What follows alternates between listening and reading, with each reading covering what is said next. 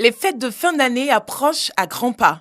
Tous les mois de décembre, voire même novembre, les populations abidjanaises se ruent vers les espaces de décoration et vente de jouets.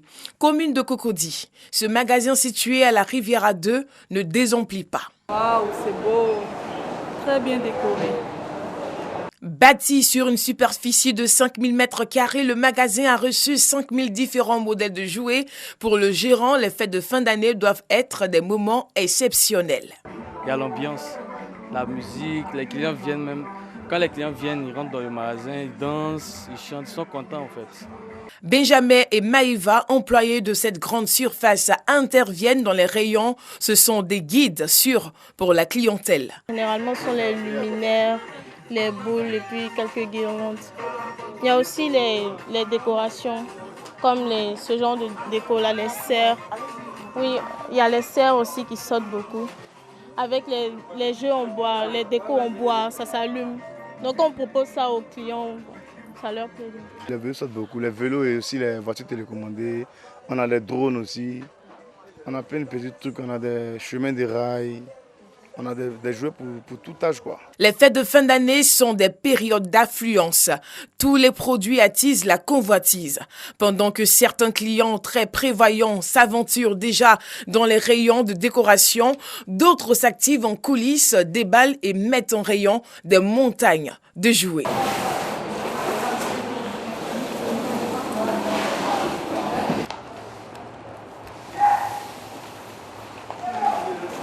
Période de bonnes affaires pour les commerçants, les fêtes de fin d'année font intervenir toute la chaîne d'approvisionnement, fabricants, importateurs, grossistes, groupements ou des centrales d'achat. On est presque à 75% de la Chine et 25% dans les autres pays du monde. C'est des centaines de millions par mois, centaines de millions le mois de décembre. Pour cette année particulièrement difficile à cause de la pandémie à Covid-19, ces fêtes de fin d'année seront une occasion pour les commerçants de se refaire une santé financière. Dans les rayons, l'on s'attelle à bien achalander les étagères pour plonger les visiteurs dans une fabrique de rêves, une machine à cadeaux, déception et un moment magique qui jamais ne s'arrête.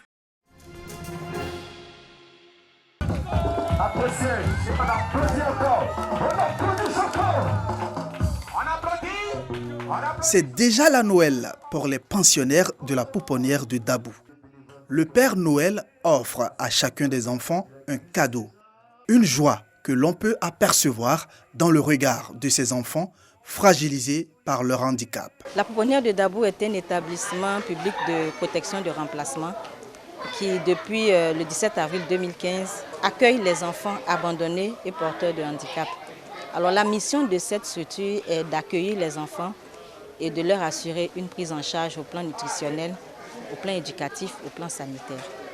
Je voudrais donc profiter de votre micro pour lancer un appel à toutes les personnes qui nous regardent pour leur dire d'avoir toujours une pensée pour tous les enfants en général abandonnés et particulièrement ceux de la pouponnière de Dabou qui sont des enfants particuliers parce qu'ils sont tous abandonnés et porteurs de handicap. Cette action caritative, baptisée Caravane de Noël, est une initiative de l'ONG Les Bénévoles du Cœur qui fait, en plus des cadeaux, un don de vivres et de non-vivres d'une valeur de 3 millions de francs CFA à la pouponnière de Dabou. Les dons sont composés de couches, de pâtes alimentaires, du riz, des matelas, des savons.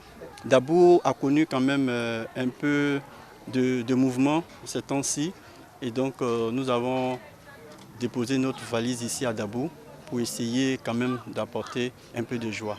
La caravane de Noël va faire encore des heureux ce samedi 19 décembre. Ce sera à la pouponnière d'Adiaki.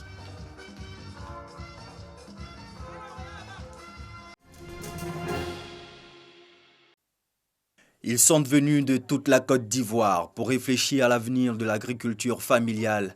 L'initiative est de l'INADES Formation en collaboration avec la plateforme d'action nationale pour l'agriculture familiale. Selon William Masoko, chargé de plaidoyer à l'INADES, cet atelier de réflexion qui a réuni les représentants des comités régionaux de la plateforme PANAFSI, composée de producteurs agricoles, doit permettre de définir une feuille de route en vue de l'élaboration d'un plan inclusif d'action nationale 2019-2028. C'est une occasion pour les différents États de pouvoir élaborer et mettre en œuvre des politiques en faveur du développement de l'agriculture familiale. Alors nous voulons lancer la dynamique au niveau national pour sortir avec aujourd'hui une feuille de route qui va nous permettre d'aboutir ultérieurement à ce document-là.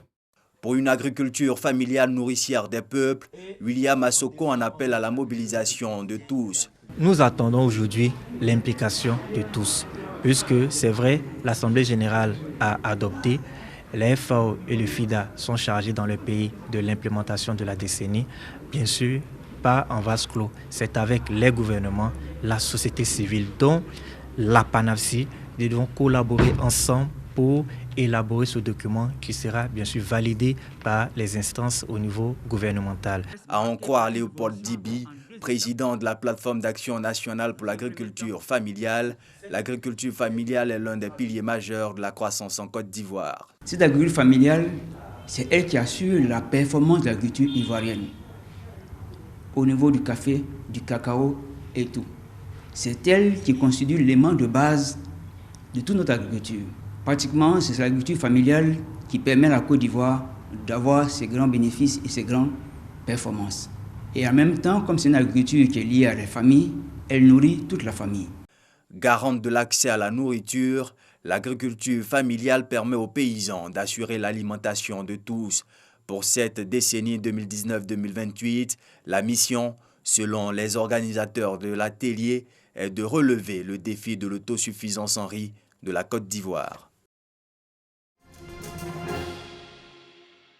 Occuper sainement les jeunes par le divertissement, mais aussi les aider à être des modèles dans la communauté, c'est tout le sens de la 8e édition du festival hip-hop Enjaillement.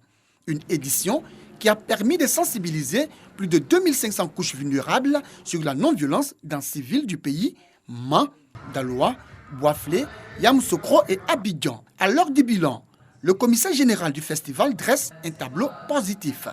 Par rapport à la violence électorale, c'est passé pendant la période, c'était important pour nous d'aller dans les villes comme Yamoussoukro. Plusieurs jeunes ont été sensibilisés sur la non-violence, la paix, sur la cohésion sociale. Près de 22 jeunes qui ont été bénéficiaires de financement au niveau du festival. Un bilan rendu possible grâce à l'appui de l'UNICEF, Fonds des Nations Unies pour l'enfance.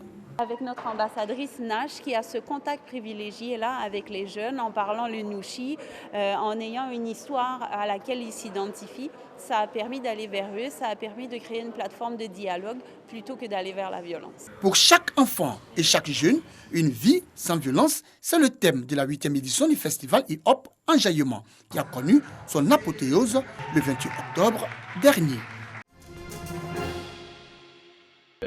En réalité, les résidus de cette organisation. Pierre Biyoya, l'ancien président burundais au pouvoir de 1987 à 1993, puis de 1996 à 2003, est décédé des suites du coronavirus à Paris à l'âge de 71 ans. Il avait occupé aussi le poste de haut représentant de l'Union africaine pour le Mali et le Sahel de 2012 à fin novembre 2020.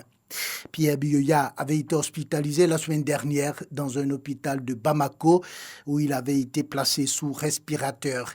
Il a ensuite été évacué à Paris hier. En octobre, Biyoya avait été condamné à la prison à perpétuité dans son pays pour l'assassinat en 1993 de son prédécesseur Melchior Ndadaye. L'ex-président avait dénoncé ce procès et avait démissionné fin novembre de son rôle d'envoyé spécial de l'UA. Pierre Biyoya avait fait carrière dans l'armée avant de devenir président à la suite d'un coup d'État contre Jean-Baptiste Bakaza. Pendant son premier mandat, il s'était employé à ouvrir l'espace démocratique au Burundi, un processus qui va déboucher en 1993 sur l'élection à la tête du pays de Melchior Ndadaye, premier président démocratiquement élu du Burundi et premier Hutu à accéder au pouvoir.